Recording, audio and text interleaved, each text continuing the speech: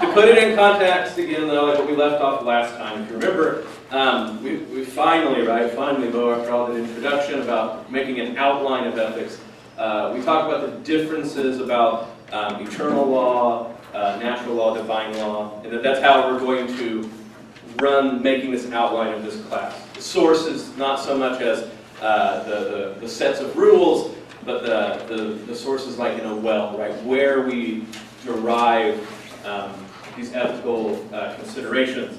And we talk about the nature of law, and to me, I can't stress enough, like law is not legalism or is like, ironclad justice as opposed to mercy. We're getting ready to come upon the year of mercy, so it's important to see that for Thomas, law is not opposed to mercy. We'll talk about that a little bit again today. But that's how we talk about this, right? So eternal law, law as emanating from God, God as the extrinsic principle, the God that commands, but he commands not just rules, but natures as well, right? So that God made things in a particular order. That's the eternal law. Natural law, we as creatures who are able to participate in the eternal law because we have reason, consider that as well. And then divine law, where God specifically in the Old Testament and the New Testament makes specific commands for the sake of humans so that they may reach him in the moral life. Talk about the four parts of the law, active reason, public, given by the correct lawgiver for the common good, must be promulgated, things like that. So hopefully catching up on the context of it. So the last thing one of the things I brought up last time is I was like, there's a way in which there's the order of knowing and the order of the way things are. I brought that up like that. Will we know, especially before we had things like microscopes and sonographs and things like this, we know the adult of any animal before we know its embryonic stage, but in nature, the embryo precedes the adult. And so oftentimes when we're thinking about things, for instance, ethics, there's things that we will know by nature first because of how we are, but then when we're going to consider them scientifically, which is not to mean beakers and microscopes, but if we're going to step back and consider them like we are today, making an outline of them, we should think about them in the order of how they are in and of themselves. So practically, if you remember this, what I was saying is, in our moral lives, again, it's not like you guys come here and like, oh, we've heard about this morality, but we've learned nothing of it. Teach us to be moral.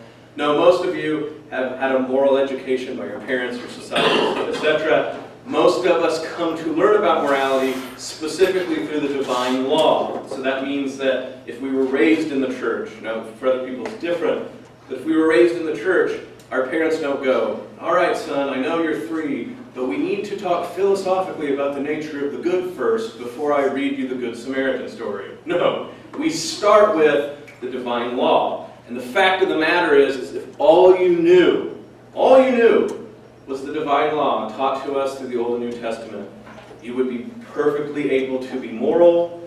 There's nothing else that's why heaven is full of simple people. You have to think that for the vast majority of church history, most Catholics couldn't read.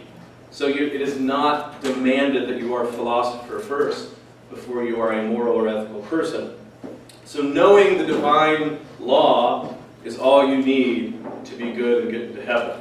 But if we're going to take time like we are these few weeks to step back and see the moral life in outline, so to speak, in its biggest, widest view, we should consider it how the moral life is in and of itself, which is to mean, first we should consider the eternal law, or this is what I'm calling in rough, the philosophical or the metaphysical view of ethics. Metaphysics, it's a fun, high-sounding word, but just think about it more in the Greek sense. Physics is things that are capable of change. Metaphysics are above things that can change. So to consider something metaphysically is not to be magical or has to do with the occult. I know it's around Halloween. I dressed up as someone who's probably going to have heart issues later. So I'm not talking about metaphysical in that sort of term. I mean it as a consideration beyond things that change. So the unchanging things. So that's why when we talk about metaphysics, we're primarily going to talk about things like God, or very basic categories of thought. So we'll consider the eternal law first. Philosophical considerations of metaphysics, ethics itself. What are the basic, most fundamental things we have to consider to speak about ethics and morality well? Then I think a little bit this class, and then starting the next one, we'll talk about natural law. How it is we specifically, as rational creatures made by God in a certain way, can go about the ethical life. And then we will end speaking about the divine law, the Old and the New Testament. Now, of course, we only have to do an outline, so that means we don't have to freak out if we don't get through everything. And even philosophically, you can just teach class after class about philosophical considerations of ethics. I primarily want to highlight one specific thing, one specific concept, that a lot of trouble people get in talking about ethics stems from a misunderstanding of this very concept. So I ask you, when you think about the moral life, what is it usually a question about? Sex. Well, very specifically, let's back up, but even if it's talking about sex, we consider it as right or wrong is one way, and I would like to say that this sort of undergirds one idea of how ethics works. And I'm not pointing this out, I'm just saying, yes, in 2015, we often think about right or wrong. What's another way we can think of it? Good and evil.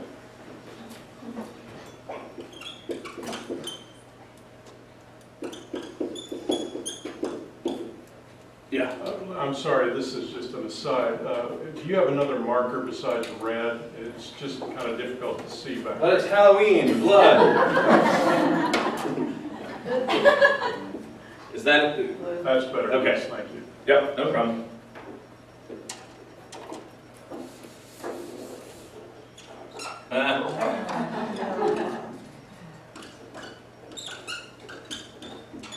The nice thing is I write so bad anyway, it hardly matters.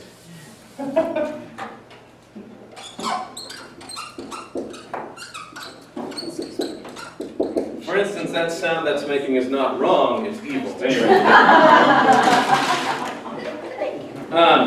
So, really basic things that we're talking about. When you talk about right or wrong, again, I'm not trying to poo-poo on the entire idea of talking about right or wrong, but it denotes a certain idea about how we judge actions. Right or wrong, you can be a relativist and still talk about right or wrong. Because you can say, okay, well in this situation, because of these sort of rules, it's right or wrong. Or, even more sort of crazy if we get down to it, we've made wrong decisions before in our life that are not necessarily evil. Right? Can we make that distinction? Like, my family is an Oklahoma State, we cheer for them. We're often cheering for the wrong team. They lose. But we're not evil for doing so. In fact, we're the good guys. Anyway, It's all relevant. whatever OU fan. Anyway, so right or wrong, denotes like this very sort of legal positivistic view, would be the technical way to put it, but to say that things are either correct or not. It's more antiseptic. I could say more to that, but I'll just leave it off because we have more things to talk about. Good and evil, people like to stray from because it sounds, more mean or judgmental. But this is the way that Thomas Aquinas will speak about it, and much of the church's teaching, but not simply because the Bible uses the words good and evil.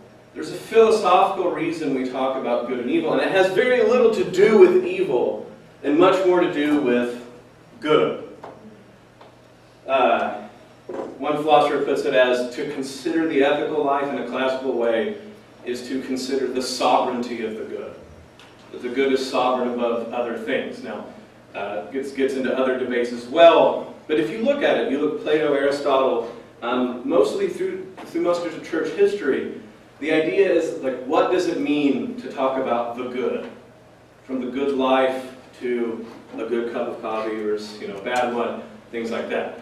Evil we'll get to in a second about what we mean specifically about that. But philosophically, if we talk about the good and put the good at the head of how we understand the moral life, it's going to shape things different than talking merely about right or wrong.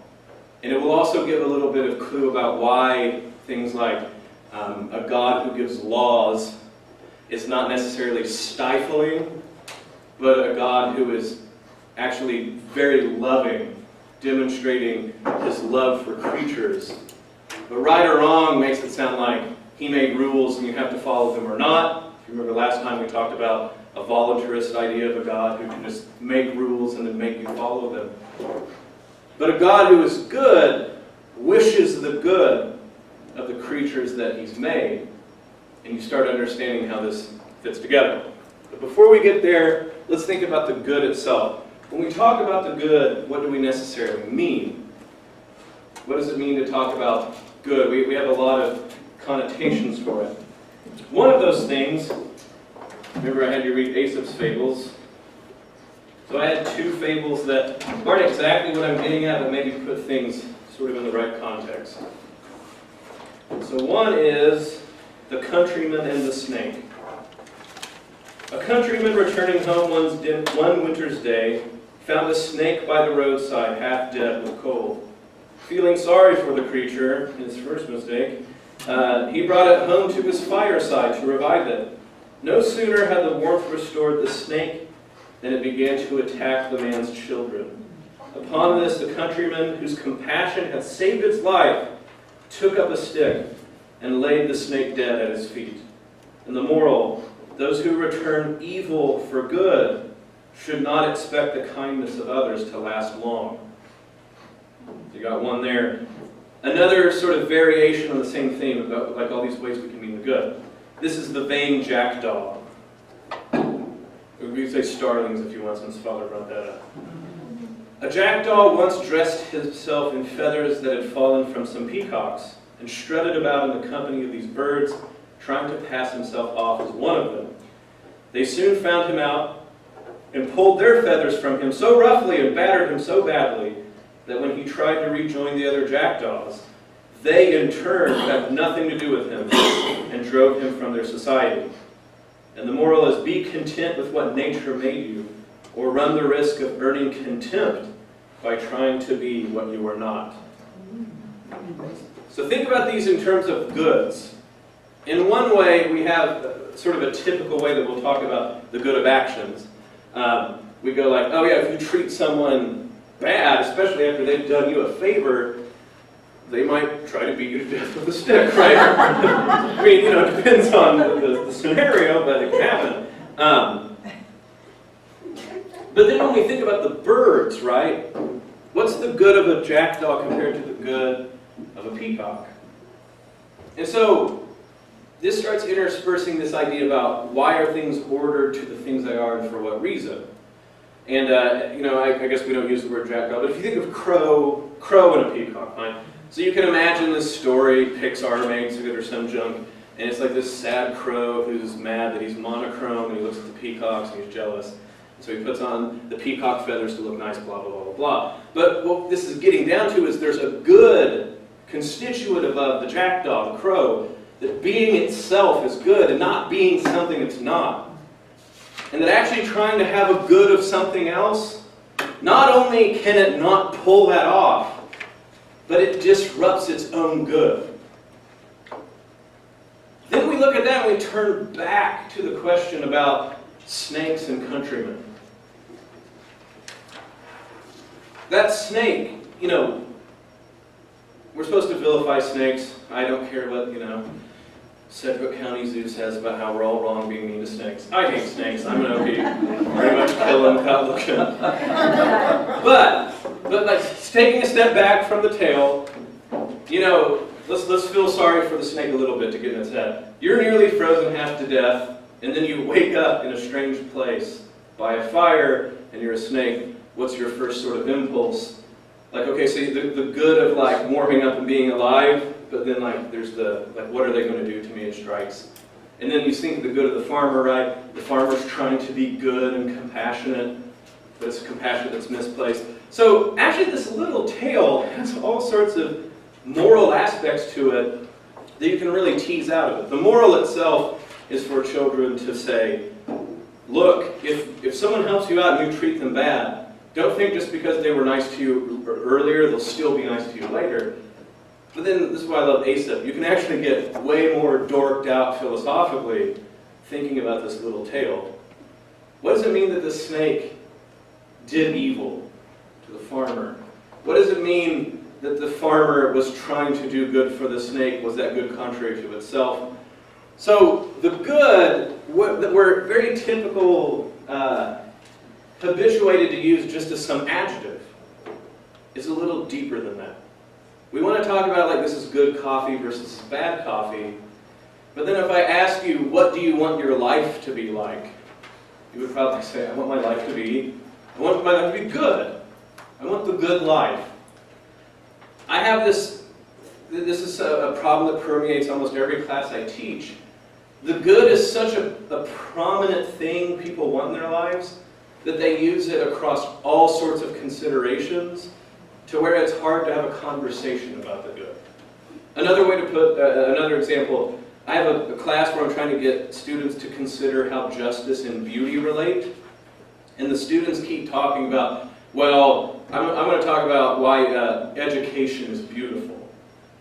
And I go, I think you mean beautiful as a metaphor for good, because what do you mean a beautiful education? Like, it's aesthetically pleasing, or, but I understand, and I'm glad that they have this confusion, because it shows at the very most basic foundation of human life, we start getting these fundamental aspects that we know we have to talk about, but we're not sure how to be clear and distinct about them.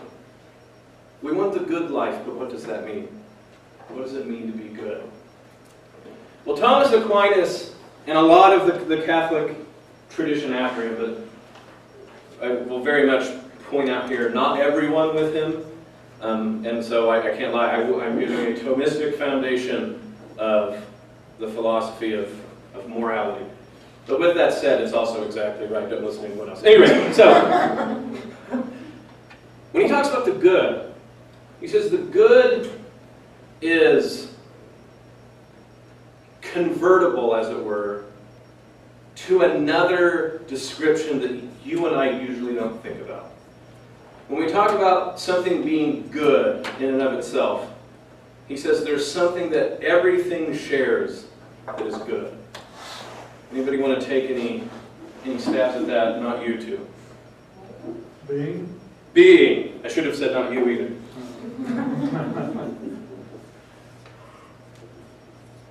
He says the basis for anything, in fact, so much so, that the words are basically convertible between each other, as transcendentals is the technical term he uses, is that good and being are almost synonymous.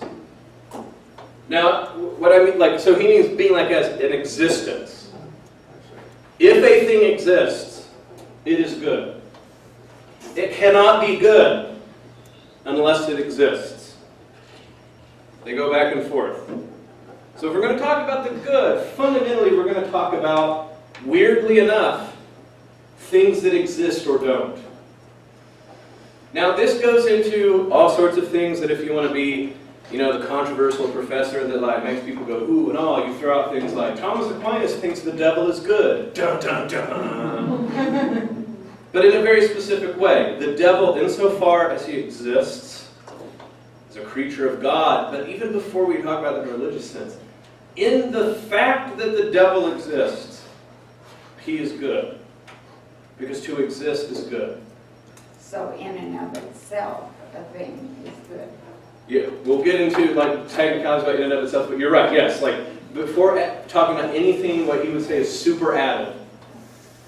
Insofar as something that exists, it's good.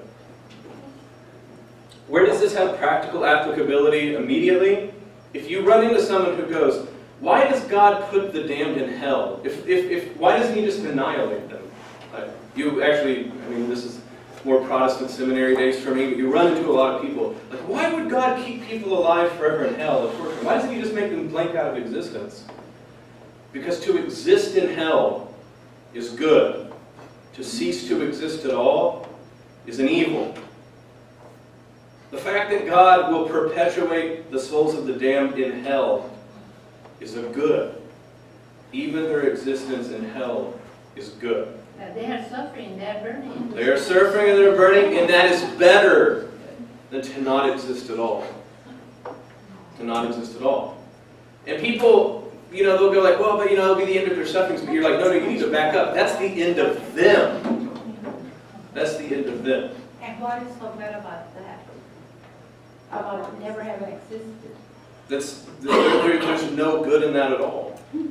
It's the complete absence of good. Because to be good at all means to exist. Furthermore, this, you were worried about the word perfection.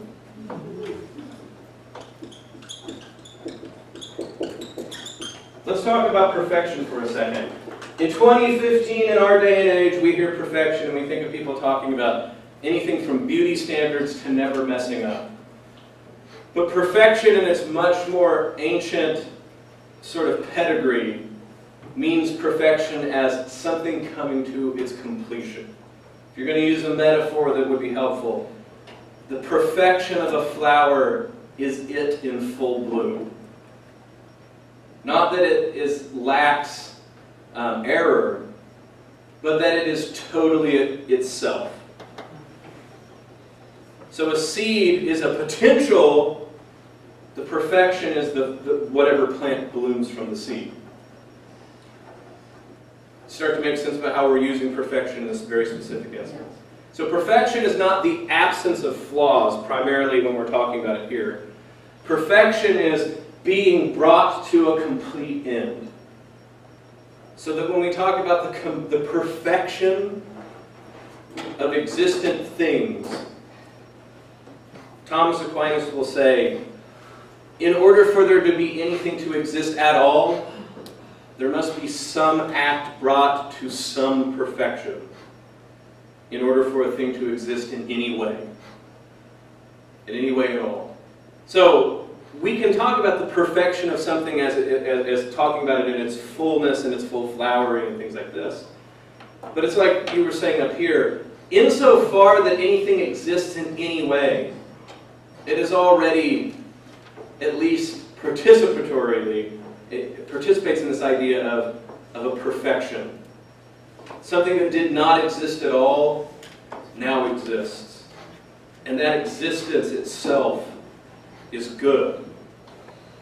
Because if you're not existing, it's not that you don't happen to be good, it's that you're nothing. Nothing at all, yes? But being damned in hell is not arriving to the fullness of perfection, is it? No. That's part of damnation. And so to skip ahead just to answer that question, Thomas has to answer, why are there things not always being perfected?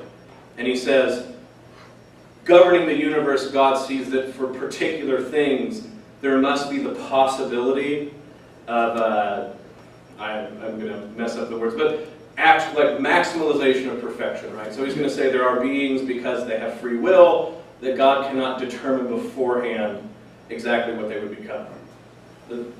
This gets beyond him, but you think about this. If there's not the capacity for beings that make choices, then everything would be ordered to their good like immaterial things are. So like, for instance, rocks are really great at being rocks. That's why they don't need to go to confession ever. No one was ever like, did that rock mortally sin? No, it's rock. It's rock. And then I know there's plenty of people will hold this part of Thomas in contention and fight with him. Agreed. But at least to speak really quickly for Thomas before we have to move on, you have this open question of, if that's not the case, that God has to allow for certain non-maximalizations of perfection, then you have to call into the whole question of like, why have beings at all outside of himself? Because one way you could assure there would be no sin is just not create anything. Valerie, how about that everything that exists is good. How about the terrible criminal kids and sort of in jail all the time? What good is that? That's right. So we get into this is where you start to see that philosophically we back up something like our like Jesus Christ will say later about the fact that no sinner is to be completely shunned. Why? Because even at their most basic root, there's a good within them because they exist at all. They exist at all. And you start to think about this as we start talking about, like, we're supposed to think of ourselves as the worst of all sinners in order to align ourselves right with Jesus Christ. We'll talk about that maybe more next time. That this idea of like where evil comes from, let me hold off on that. We'll get to evil in just a second, but it's a good question. Yes? What about the saying in the Bible where it says it would have been better if he had not been born at all? Right. Well, Jesus, and to be fair, Jesus says a lot of rhetorical things, like their throats are open sepulchres. No one was ever buried in the throat of a Pharisee. So I'm just saying that, like, you're right. He's like, so this would be a rhetorical trope, hyperbole. It would be better if he wasn't born. It's the same thing like when we say felix culpa at Easter. When we say, oh, happy fault, oh, necessary sin of Adam. There's one way in which we don't mean that at all. We're not like, God was hamstrung until Adam sinned. But what we mean in a rhetorical way is, that sin warranted so great a Savior as if it was necessary, as if it was a happy fault. So Jesus at that point is not, I think, in doctrinal mode. He's saying it hyperbole and a rhetorical trope. Is that fair enough? Okay. Yes?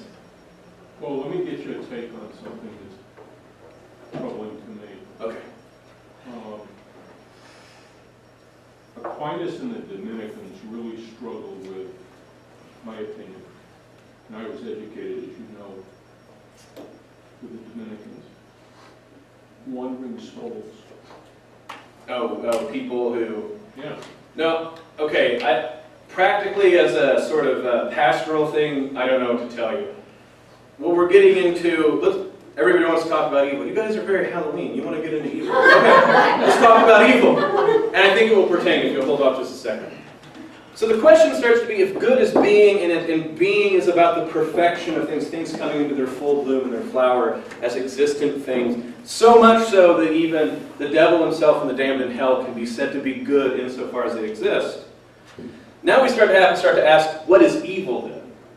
Because again, a very modern take is that, or a very ancient take, depending on who you want to talk to, is that good and evil are two opposite opposing forces of equal strength. Now there's a heresy for this, it's Manichaeism, but we have it. It shows up all the time, and in fact I'm going to say it's so prone a human impulse that we're willing to do that in everything from politics to sports. That there's two opposing sides, and when we say that there's two opposing sides that are both equally good, whether we're saying it explicitly or not, what we're saying is there's two gods. One a good God, one an evil God, and they're equally opposed, and they're in this fight. And you start to see how this diminishes the power of the good God. Because if the good God is just as powerful as the evil one, well, really there's two gods and there's two sides, and then you can hear people saying weird things about like how they choose the devil because, hey, the devil has Megadeth concerts or whatever, right? and to act like they're an equal in any sort of way. So if we can't say that evil is like an equally opposed force to God, we start to have to ask, what is evil then? And Thomas goes back, and this is not just Thomas, by the way, this is not an intervention. This goes all the way back to, are you going to talk about Athanasius at some point? Athanasius will bring this up very early on, talking about why Jesus Christ had to become incarnate. What is opposed to good? Well, if good is being, evil is non-existence. Now specifically what he's going to say, to be more precise,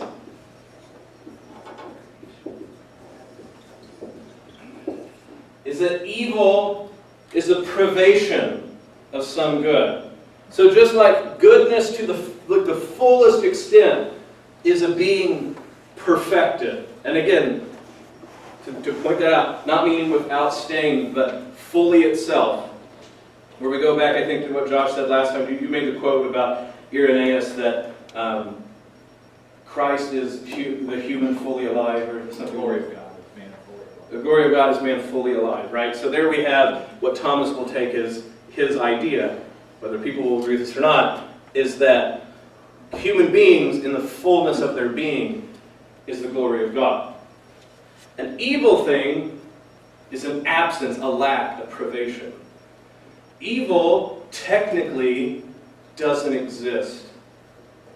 And what we mean by that technically is evil does not exist on its own. Evil does not exist on its own. Evil only exists as a privation of some good. Now this can sound silly and weird until you start to think about the nature of good and evil as it comes down to actual things people can pull off. What I mean by this is instead of thinking of good and evil as two polar opposites, it's almost better to think of it as like a thermometer, right? I know you're like, what are you talking about? Just give me a second. At the bottom of the thermometer is the temperature, the absolute zero, right? So what happens at absolute zero? It's below freezing. Nothing at all, right?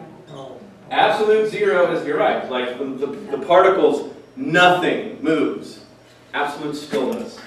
Now, the heat metaphor only goes so far, but if you're talking about absolute good or goodness in itself, Thomas is going to talk about it being perfect activity. Oh my gosh, it's terrible. That is a privation of sonority. Anyway, so, like I said, if you're thinking about it like a metaphor just briefly as a temperature, evil, which there is no such thing as absolute evil, but if there were, so to speak, it would be like absolute zero. It would be nothing.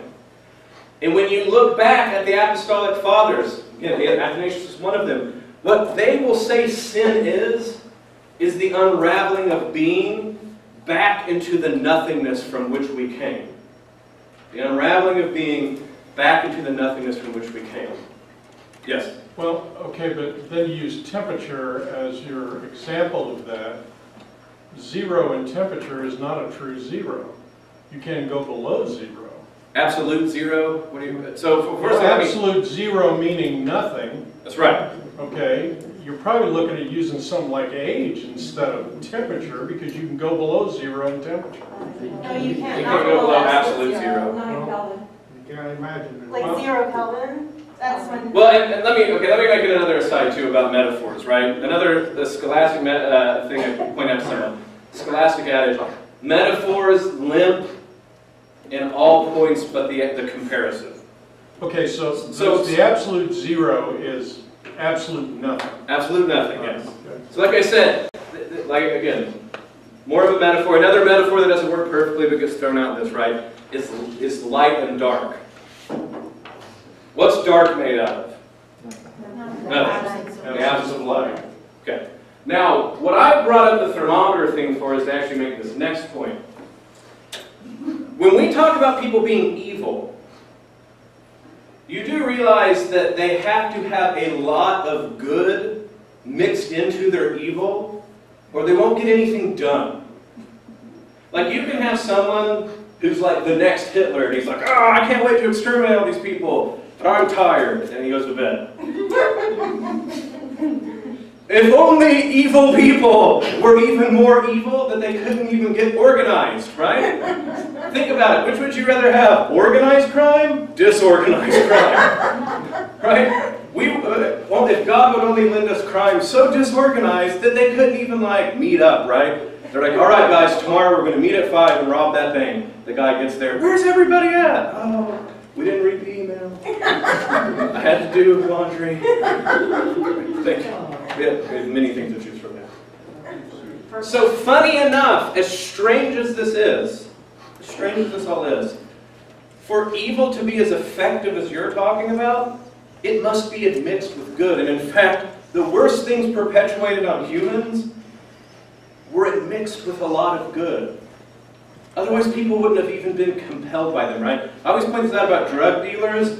If every time a kid walked up to a drug dealer and it was like dissonant violins, and skulls, hey kids, no one would buy drugs.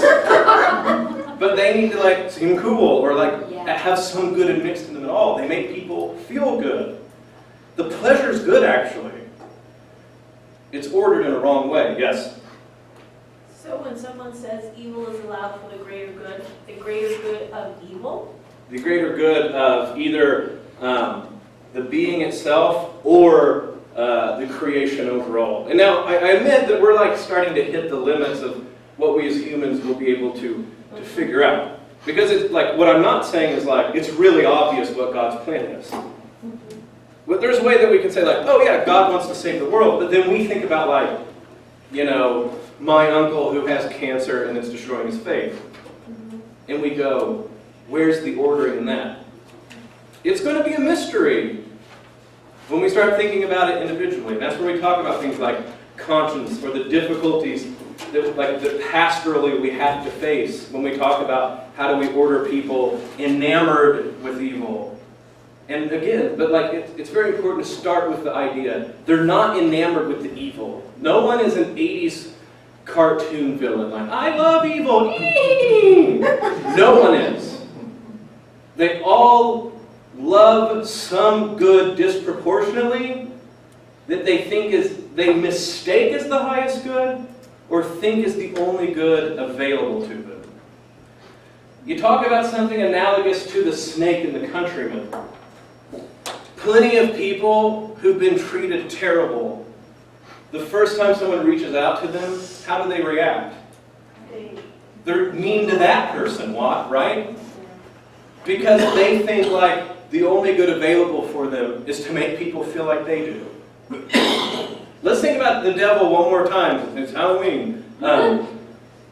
We often think that, like, especially you start looking at the characters of the devil throughout time, he gets cooler and sexier and more thoughtful. But let's get back to actually how pathetic the devil is. The devil, before us, made a decision against God fundamentally. The only good left, as far as he sees it, is to drag as many people down with him as possible. The devil, more than anything, is pathetic. And that is why he wrought so much disaster in our world. Because the devil doesn't have grand schemes. Like, if only I'm able to take over Eurasia, I'll be able to win the Risk board game that is world history, or anything silly like this.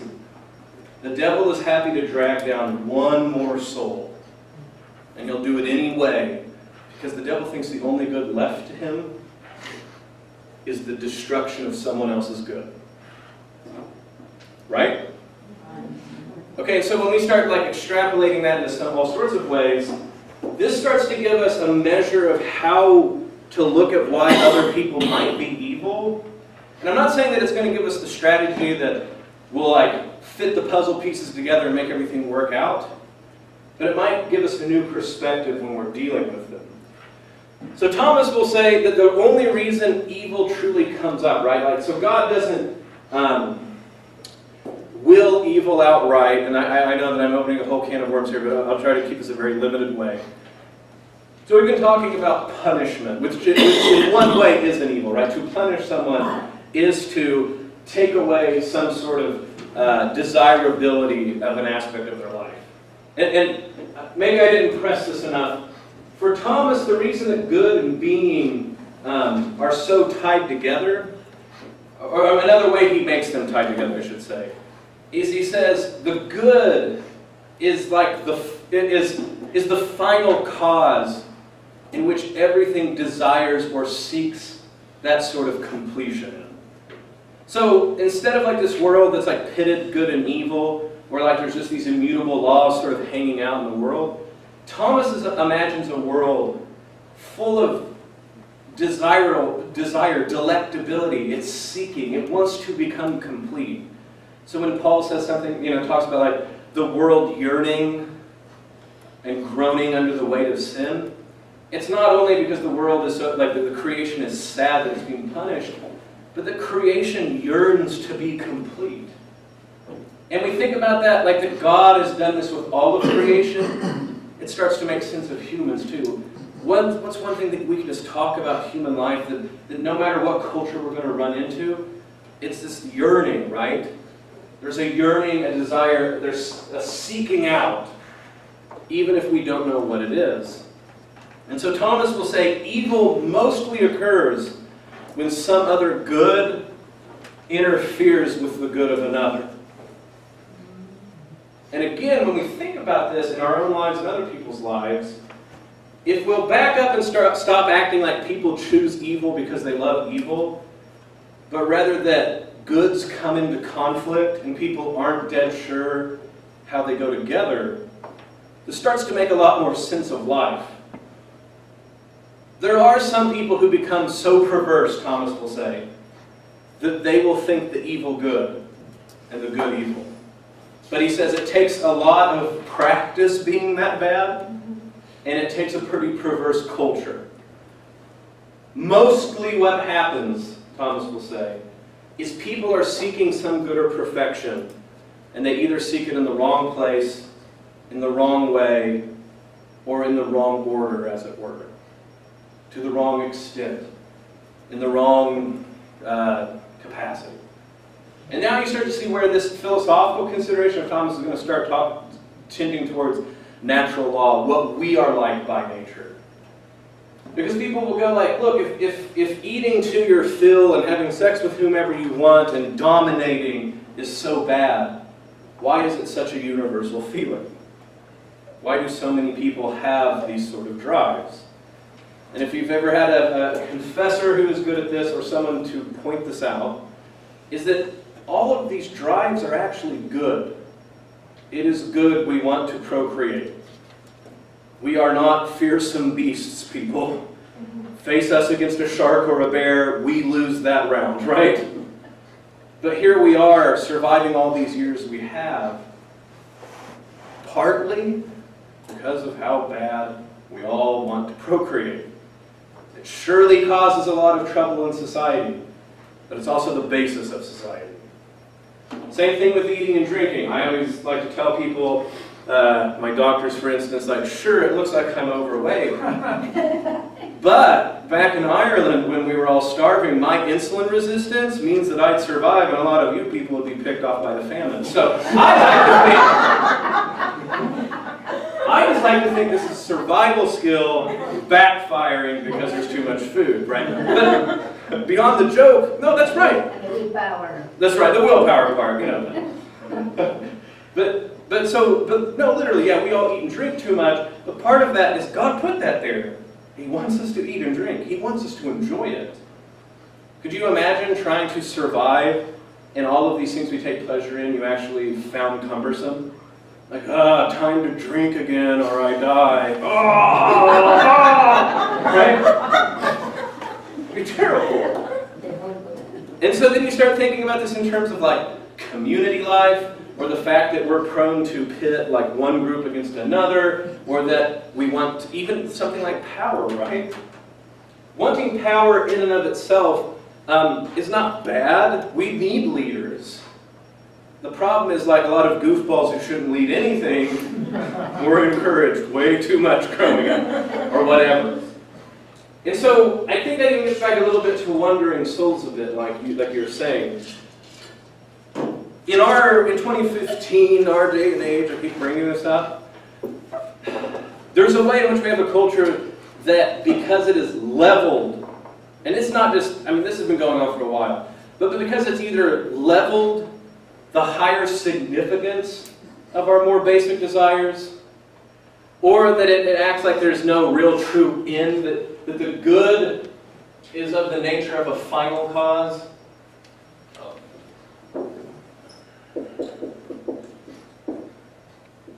That the good is the sort of thing that leads people onward. That we don't have a very, like, you know, to make this too simple, the moral life, the good is really a carrot leading us towards a perfection. A lot of the ideas of moral life that are not this, like right or wrong, is a stick behind us. Duty says makes you do something. Utilitarianism says, what's the best for the most people? Smack. But Thomas is trying to say, no, the very nature of creation itself is a good that we're all feeling propelled towards.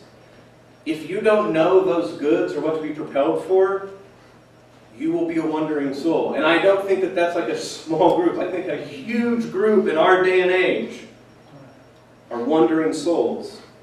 So much to the point that even when we will say, here's an end that's worthy of going towards, it's not just a matter of ignorance. So it's not just a matter of being informed that there's some end. It's being, because the ethical and moral life, remember we said it's not primarily about the intellect. It's about habits that form us for our will to make decisions, to choose certain ends over others. If you beat that out of people, it's hard for them to get it back. I always like to give the example of education. People graduate, they're 18, and they never want to read another book again. Why? Schools have beat it out of them. Kids, the smallest children, do not need any practice in thinking that learning is wonderful. Kids will be interested in the dumbest things. Oh, yellow bus! And my 2-year-old hears a train whistle, and it doesn't matter where. He's like, train! just the fact it's a train. But a 19-year-old, fresh out of high school, he has that wonder, she has that wonder beat out of him. And it takes a lot to get that back. Same thing with this sort of propulsive understanding of creation. You beat that out of people, it's hard to get it back. And just telling them about it's not enough. I'm not acting like that answers your question completely, but that's a small step.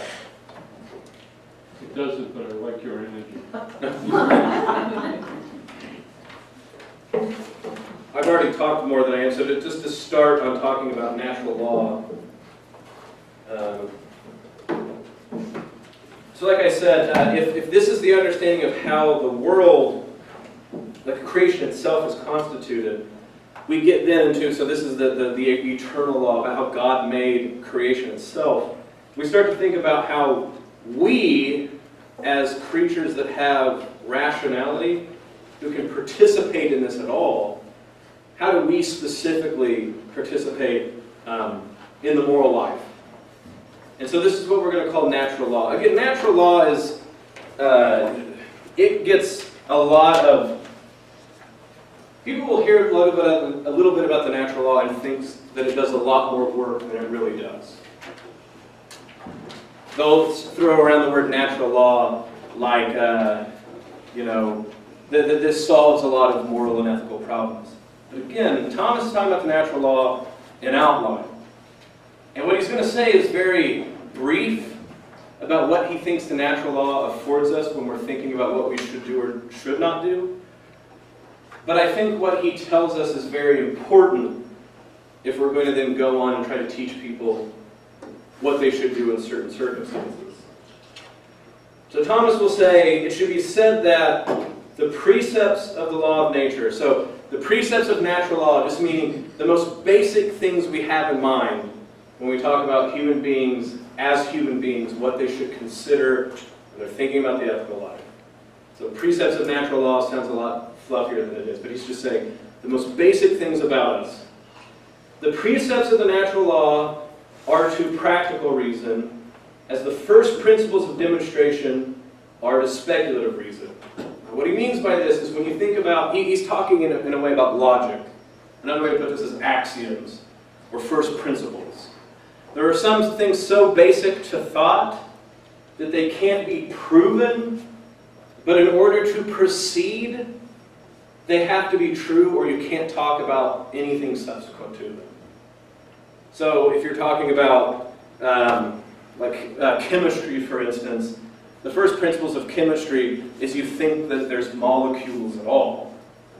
Like if you don't think that there's molecules at all, if you don't think that there's some level in which to talk about chemical structures of beings, you can't have chemistry.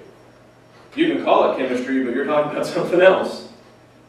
So Thomas is saying, at the very most basic level, in order to speak at all, there's some things that are first principles that we have to believe. So the easiest one he's bringing up, and I think it's telling that it has to do with being, is it's the principle of non-contradiction.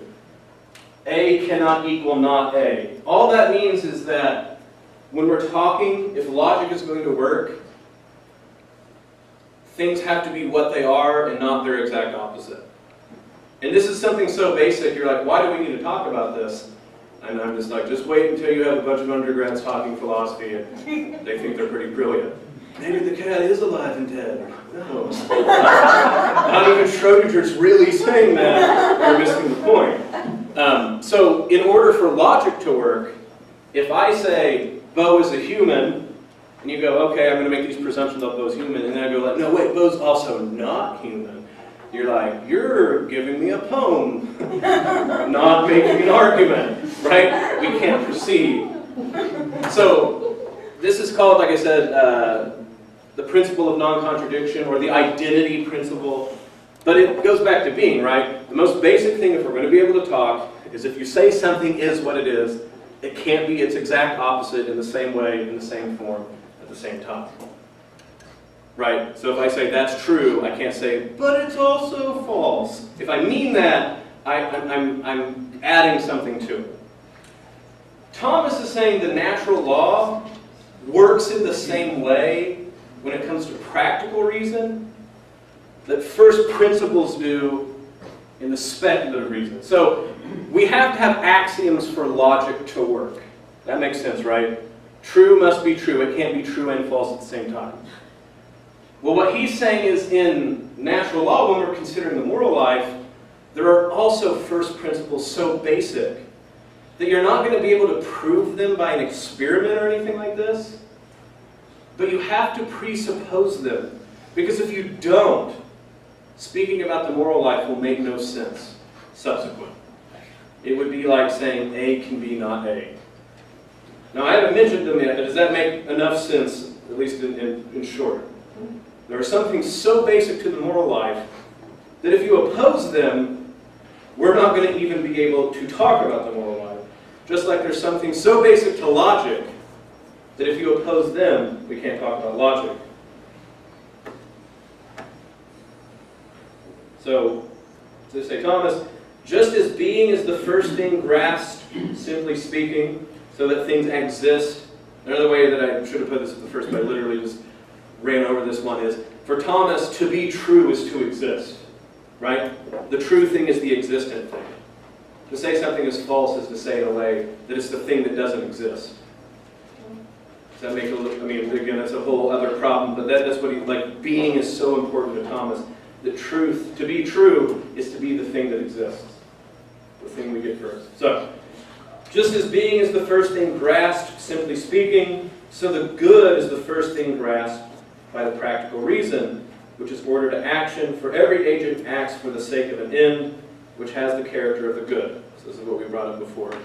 Things act for their good. They act for their nature. They want to complete what they are.